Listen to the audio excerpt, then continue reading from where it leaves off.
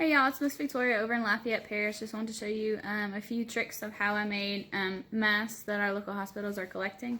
The tutorial I use uses a 14 by 8 sheet of fabric folded in half.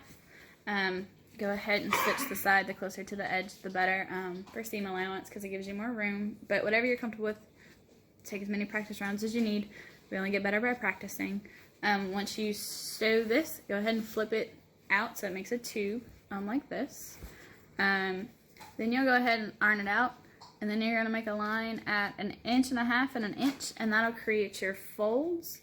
Looks like this. My tip is when you go to sew, which is the next part, sew down so that way you don't catch the presser foot in the folds. Go ahead and sew both sides. It's going to end up looking like this. Then we attach our elastics. You can do ties or elastics. Check with your local hospitals to see what they're in need of. I like to sew it where it's not right on the fold, so that way the machine will take it better than trying to put all that thickness at once. Last step is to finish up the edges. I like to use the double fold bias tape. Go ahead and put that right on there like that.